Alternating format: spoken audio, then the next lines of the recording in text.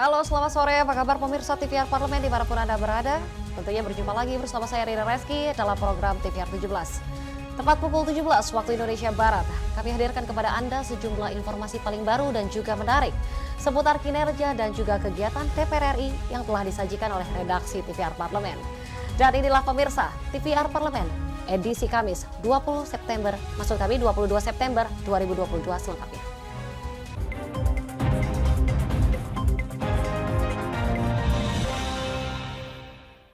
Sejumlah jaksa mengajukan uji material ke Mahkamah Konstitusi terkait Undang-Undang Nomor 11 Tahun 2021 tentang batas masa pensiun yang semula 62 tahun menjadi 60 tahun. Menanggapi hal tersebut, pemirsa, Komisi 3 mengatakan penentuan batas pensiun tidak bertentangan dengan Undang-Undang Dasar 1945 dan sudah berdasarkan berbagai pertimbangan. Terkait dengan banyaknya jaksa yang memasuki masa pensiun dini, sejumlah jaksa mengugat Undang-Undang Kejaksaan ke Mahkamah Konstitusi akibat berlakunya Undang-Undang Nomor 11 Tahun 2021 tentang batas masa pensiun dari sebelumnya 62 tahun menjadi 60 tahun. Anggota Komisi 3 DPR RI Supriyansa mengatakan, penentuan batas usia sepenuhnya merupakan kewenangan pembentukan undang-undang.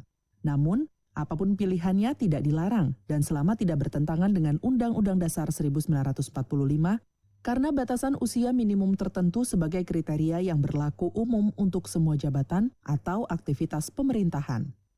Nah, kesemuanya tidak melihat sebuah pertentangan dengan Undang-Undang Dasar Negara Republik Indonesia atas perubahan yang batas usia yang dimaksud oleh undang-undang ini, yaitu masa pensiun 60 tahun yang sebelumnya 62 tahun.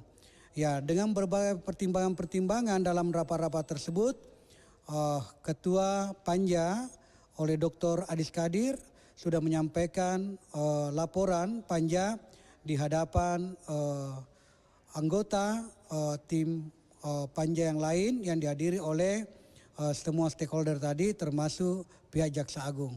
Dalam permohonan akuo, para pemohon mengajukan pengujian material terhadap pasal 40A Undang-Undang Nomor 11 Tahun 2021 karena dianggap bertentangan dengan pasal-pasal UUD 45. Para pemohon mendalilkan mengalami kerugian konstitusionalnya karena memasuki masa pensiun tanpa mendapatkan haknya, yakni masa persiapan pensiun selama 1 tahun sebelum pensiun. Andri, TVR Parlemen, melaporkan. Beralih ke berita selanjutnya, pemirsa, dari Komisi 4 yang menyetujui anggaran Kementerian Kelautan dan juga Perikanan sebesar 6,76 triliun rupiah. Tentunya harapannya anggaran tersebut digunakan untuk menyejahterakan nelayan. Dalam rapat kerja dengan Menteri KKP, Komisi 4 DPR RI menyetujui besaran anggaran tahun depan sebesar 6,76 triliun rupiah. Komisi 4 berharap anggaran tersebut dapat digunakan untuk mensejahterakan masyarakat, terutama para nelayan.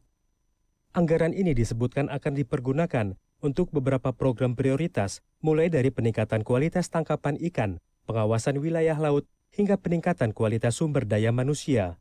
Anggota Komisi 4 DPR RI Suhardi Duka menyoroti beberapa permasalahan yang masih dihadapi para nelayan Indonesia dari tahun ke tahun. Persoalan utama, nelayan kita yang belum sejahtera. Bahkan Pak Menteri mengatakan 107 pun tidak sejahtera. Nanti 120 kira-kira baru masuk dalam kategori sejahtera. Dan ini kita harus menjadi tanggung jawab bersama untuk bagaimana mengangkat nelayan itu pada tingkat sejahtera. Kemudian yang kita sering alami adalah kita sering terlambat dalam merespons setiap persoalan, utamanya bagi nelayan kita. Katakanlah contohnya seperti kenaikan BBM. Kemudian kesulitan nelayan mengambil bahan bakar di SPBU karena begitu ketatnya pengawasan. Ini sering kita tidak respon dengan baik, kita biarkan. Akibatnya ya nelayan yang seharusnya melaut menjadi tidak melaut. Kenapa kita tidak lakukan memberikan tangki-tangki SPBU SPBN kepada pusat-pusat nelayan kita untuk mengatasi persoalan ini? Suhardi meminta pemerintah mendengar dan lebih peka terhadap kebutuhan masyarakat, serta tidak hanya mengulang-ulang program yang tidak bermanfaat bagi masyarakat. Dari Syah dan Temi, TVR Parlemen melaporkan.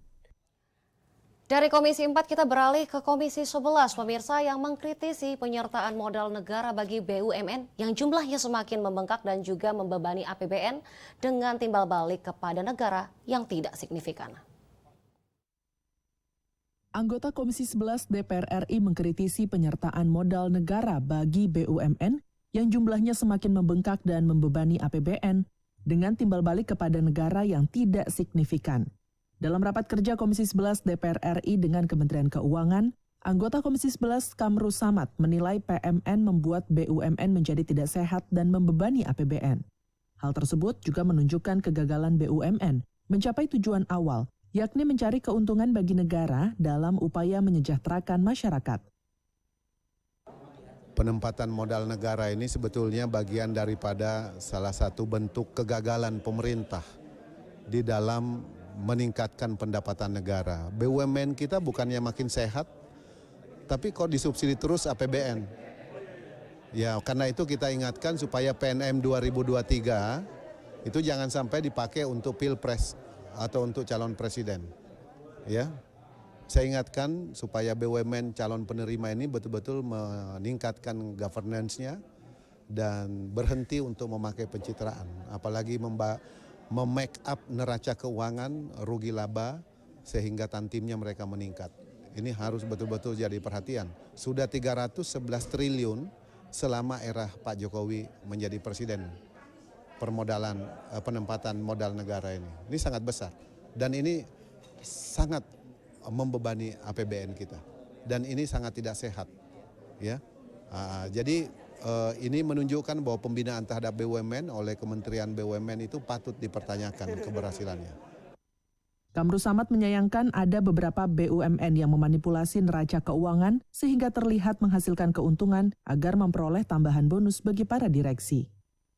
Raihan dan Kiki, TVR Parlemen, melaporkan. DPR RI mendukung langkah Presiden Joko Widodo dalam mengeluarkan kebijakan penggunaan kendaraan listrik untuk meningkatkan kapabilitas energi baru dan juga terbarukan.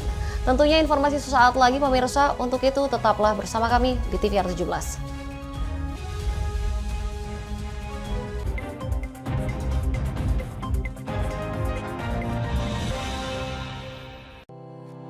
Tugas dan fungsi DPR RI sangat penting bagi negeri ini sebagai pengemban amanat rakyat. Namun tidak banyak yang tahu apa saja fungsi dan tugas dari DPR. DPR mempunyai 3 fungsi pokok, yaitu legislasi, anggaran, dan pengawasan. Ketiga fungsi tersebut harus dilaksanakan dalam kerangka fungsi representasi yang mengedepankan kepentingan rakyat berdasarkan aspirasi masyarakat dan untuk kesejahteraan rakyat. Dari fungsi legislasi, DPR RI mempunyai tugas dan wewenang untuk menyusun dan menetapkan program legislasi nasional bersama dengan pemerintah, menyusun dan membahas rancangan undang-undang, menerima rancangan undang-undang dari DPD, membahas rancangan undang-undang yang diusulkan oleh Presiden ataupun DPD, menetapkan undang-undang bersama dengan Presiden, menyetujui atau tidak menyetujui peraturan pemerintah pengganti undang-undang yang diajukan Presiden untuk ditetapkan menjadi undang-undang.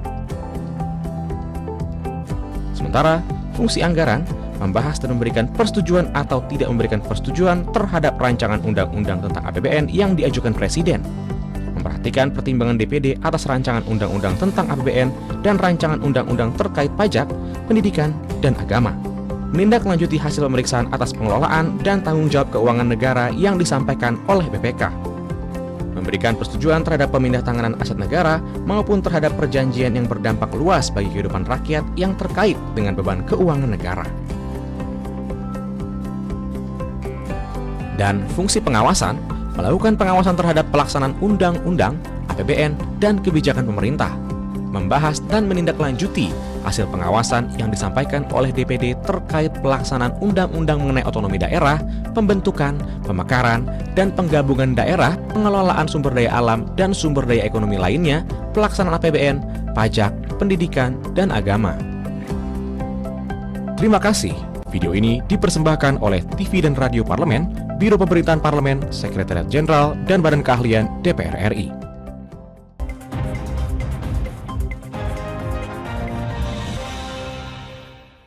Kembali kembali di TVR 17. Pemirsa, tahun 2002 tentunya menjadi tahun percepatan transisi zero energi menuju net zero emission atau nol emisi karbon. Mulai dari peluncuran ekosistem kendaraan listrik, peresmian pabrik kendaraan listrik, hingga pelarangan pembangunan PLTU batubara oleh Presiden Joko Widodo. Tentunya berikut ini laporan mendalam yang telah dirangkum oleh tim redaksi TVR Parlemen dalam segmen Editorial Parlemen.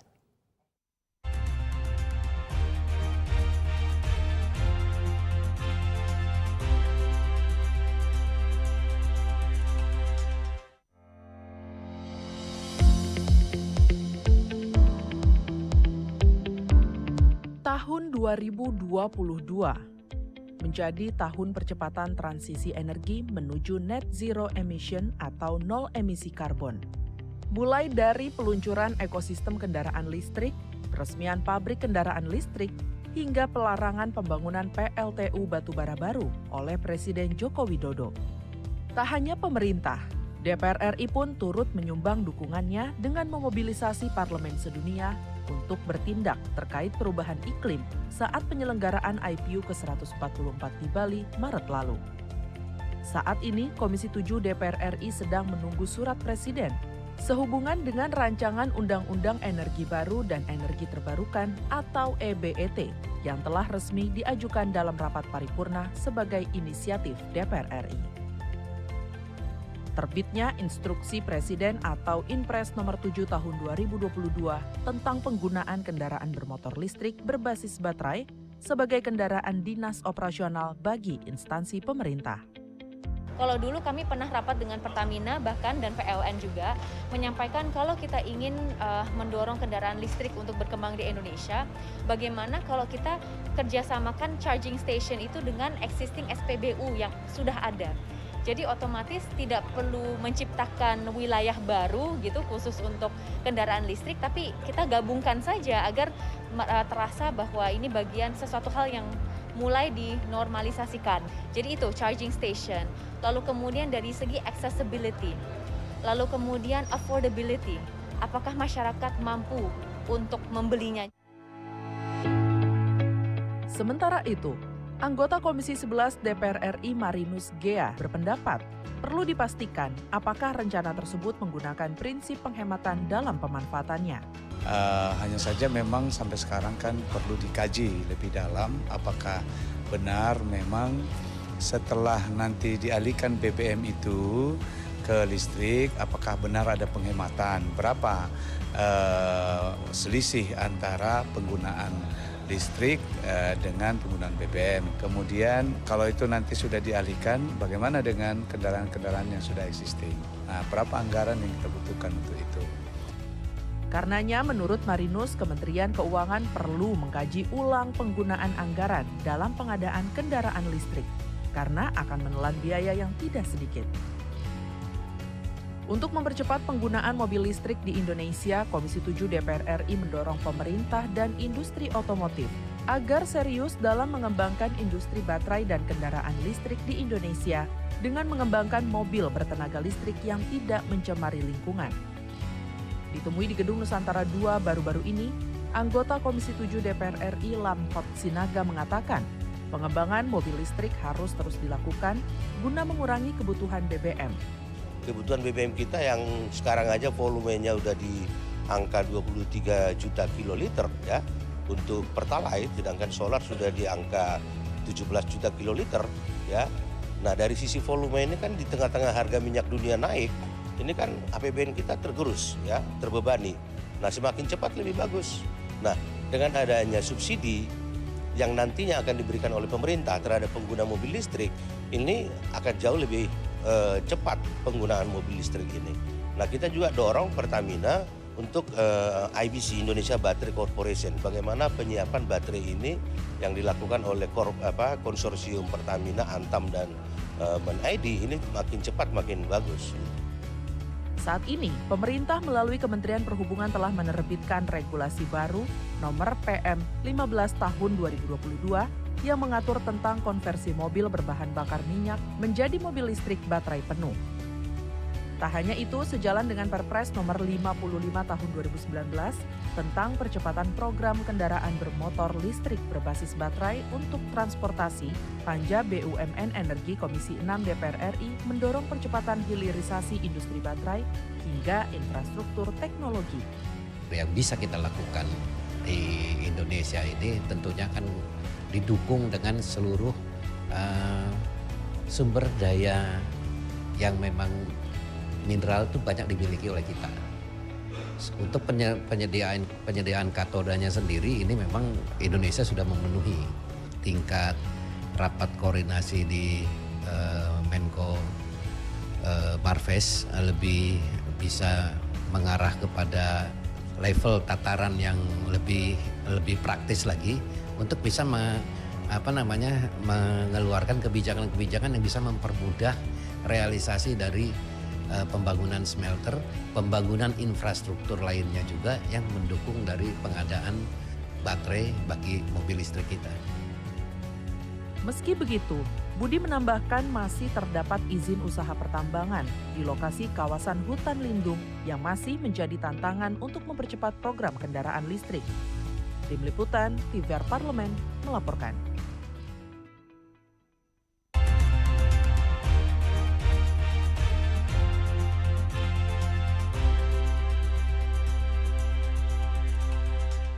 Baik pemirsa, masih mengenai kebijakan Presiden terkait kendaraan listrik, dan kali ini DPR RI menegaskan pemerintah harus menyelesaikan produksi baterai kendaraan listrik terlebih dahulu sebelum mengarah pada kebijakan penggunaan mobil listrik sebagai kendaraan dinas. Tentunya pemirsa, informasi sesaat lagi. Untuk itu jangan kemana-mana, tetaplah di TVR 17.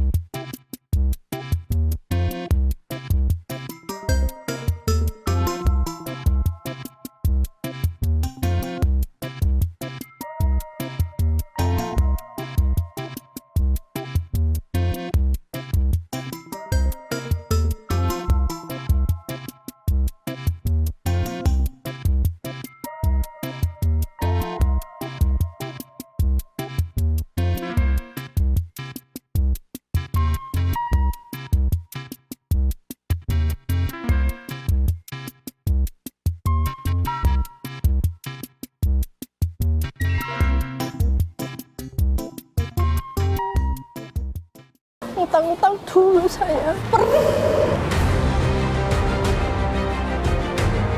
Mereka yang tidak cukup paham teredukasi bagaimana menyuarakan aspirasi demi memperoleh jawaban. Sini ditambang untuk seperti itu, warga sini tidak mengizinkan. Sebab apa? Itu menyangkut isi perut kami semua. Hadir menelisik mulai dari hulu ke hilir. Mengapa? Nah, kalau kita telusuri kenapa banjir ini hampir setiap terjadi, hingga menemukan apa yang belum terkuak secara nyata. Kan kabeh niku sedulur, Pak. Nek kula ngrencangi mriki, mesti mriki gelo, nek kula ngrencangi mriki mesti mriki gelo. Iki kedah adil wae, Pak, tengah-tengah. Menghadirkan peran anggota DPR RI demi mendapatkan solusi. Saksikan Suara Dapil, Senin sampai Jumat pukul 10 waktu Indonesia Barat, hanya di TVR Parlemen.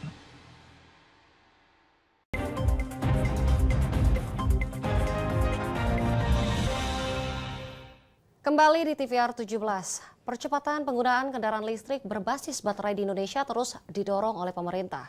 Salah satunya pemirsa, upayanya adalah mewajibkan pemerintah pusat dan juga daerah untuk menggunakan mobil listrik sebagai kendaraan dinas. Di sisi lain, pemerintah seharusnya menyelesaikan produksi baterai dalam negeri sebelum mengeluarkan kebijakan terkait penggunaan kendaraan listrik.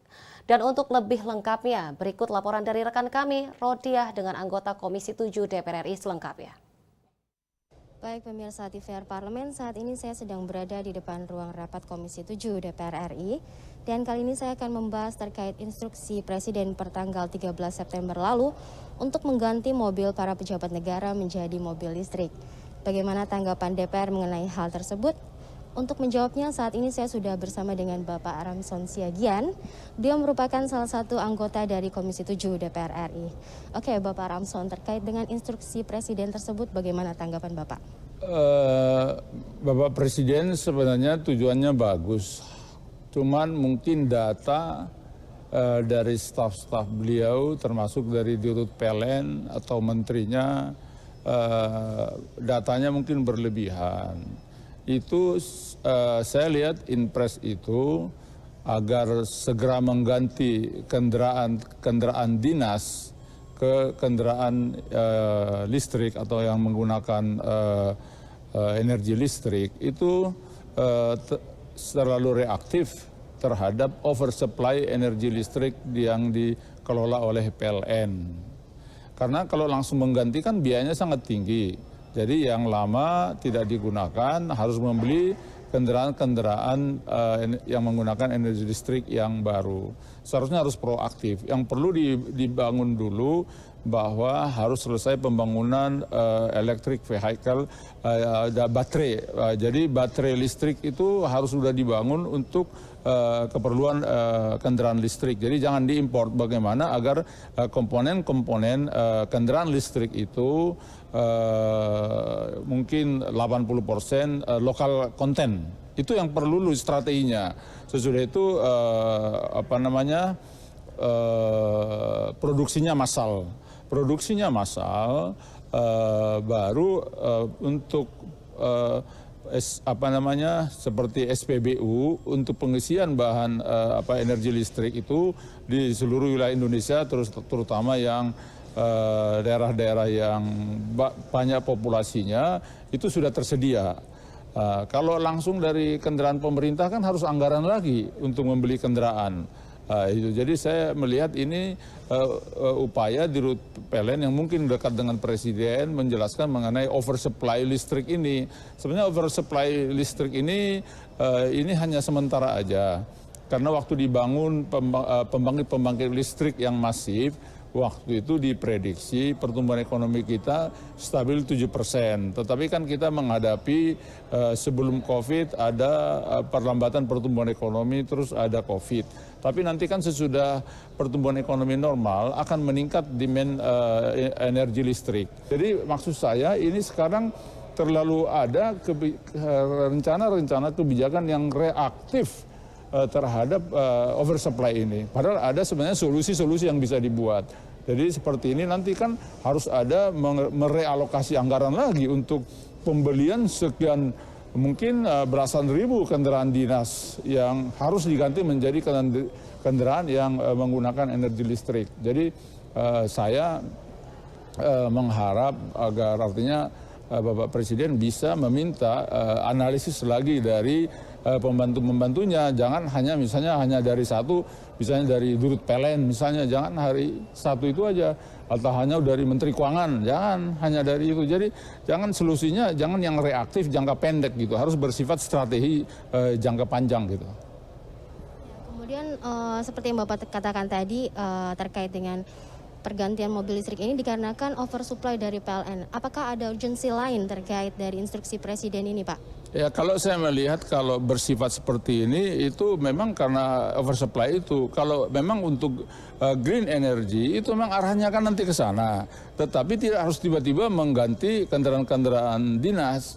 Lebih bagus artinya secara natural aja. Kalau yang sudah memang sudah waktunya diganti, yang baru dibeli yang kendaraan listrik gitu, yang menggunakan energi listrik. Karena juga memang untuk green energy, untuk clean energy, memang arahnya kita menggunakan energi listrik. Biarpun listrik itu dihasilkan oleh pembangkit listrik yang menggunakan energi fosil juga, batu bara. Tapi kalau di jalanan kan jadi berkurang polusi, berkurang dampak emisinya. Itu hal yang bagus. Tetapi kan harus dilihat dari sisi kemampuan keuangan negara juga gitu. Jadi saya sarankan kalau pergantian itu yang normal aja. Kalau memang kendaraannya sudah habis, sudah waktunya diganti. Kalau membeli yang baru ya selalu yang kendaraan yang menggunakan energi listrik. Itu tepat. Tapi jangan semua langsung harus diburu-buru diganti gitu. Baik, pemirsa TVR Parlemen, itulah wawancara saya dengan Bapak Ramson Siagian, dan saya melaporkan dari depan ruang rapat Komisi 7 DPR RI. Saya Rodiah kembali ke studio. Dan selanjutnya pemirsa, apa saja yang menjadi topik perbincangan di media online pada hari ini? Tentunya usai jeda berikut ini, tetaplah di TVR 17.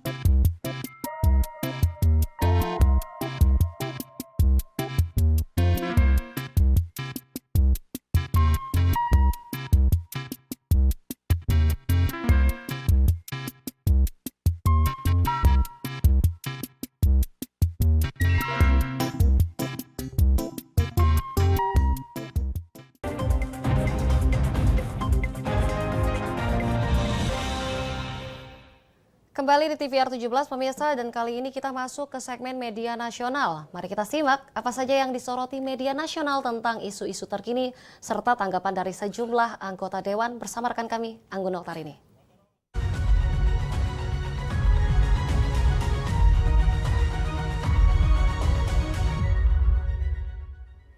Terima kasih rekan Redi dan pemirsa TVR Parlemen. Mari kita bahas apa saja nih yang menjadi headline media online hari ini. Berita pertama datang dari Badan Legislasi DPR RI atau Balek dan pemerintah yang mengesahkan 38 rancangan undang-undang prioritas tahun 2023. Dan ini di beberapa media ini disebutkan bahwa rapat kerja Balek DPR RI dengan pemerintah yang diwakili Menteri Hukum dan Hak Asasi Manusia Yasona Laulay yang digelar pada hari Rabu kemarin telah mengesahkan 38 rancangan undang-undang sebagai program legislasi nasional atau prolegnas prioritas tahun 2023. Disebutkan di beberapa media salah satu rancangan undang-undang yang mengundang polemik yaitu rancangan undang-undang Sistem Pendidikan Nasional atau Sisdiknas tidak dimasukkan dalam prolegnas prioritas tahun 2023.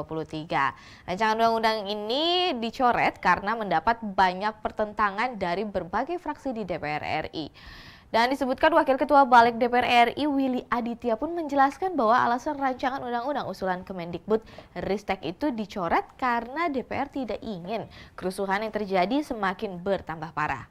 Sehingga pihaknya meminta kepada pemerintah terkhusus Mendikbud untuk melakukan dialog terlebih dahulu. Di sini Willy pun menuturkan di mana Mendikbud dalam hal ini harus benar-benar belajar dan tidak egois untuk kemudian mendengar dan mengangkat aspirasi publik yang begitu luas.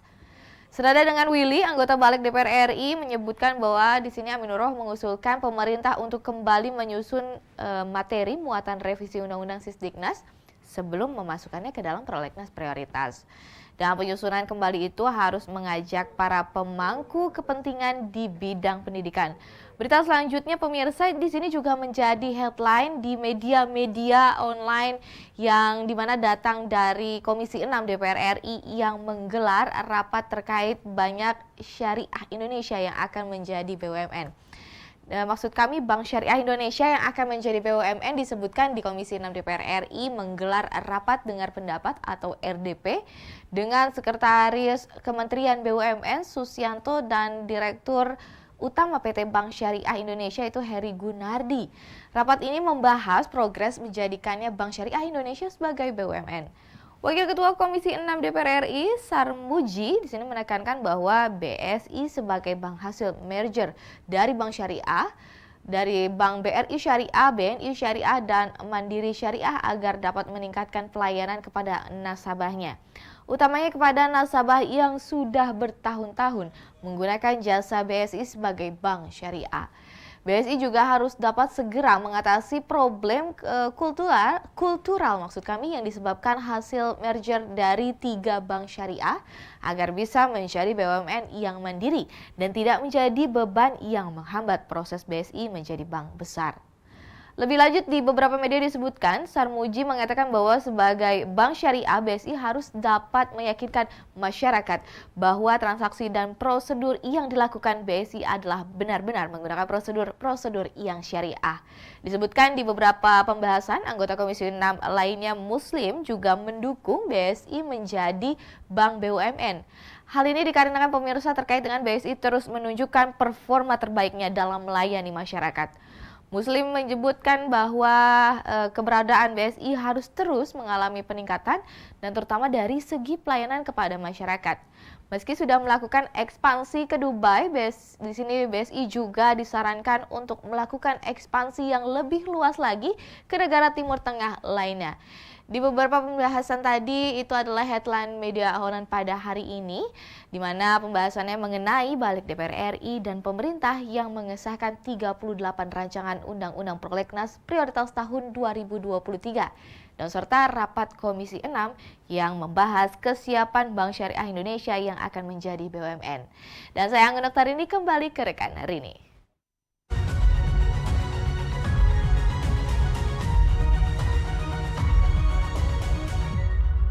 Baik, terima kasih Anggun yang telah menyampaikan sejumlah sorotan dari media online nasional pada hari ini. Dan pemirsa TVR Parlemen, segmen media tadi sekaligus menutup program TVR 17 edisi sore hari ini. Jangan lupa pemirsa, kami ingatkan kembali virus COVID-19 masih ada. Untuk itu, terus taati protokol kesehatan dimanapun Anda berada. Saya Riri Reski beserta seluruh kru TVR Parlemen yang bertugas mengucapkan terima kasih dan undur diri dari hadapan Anda. TVR Parlemen, referensi Indonesia.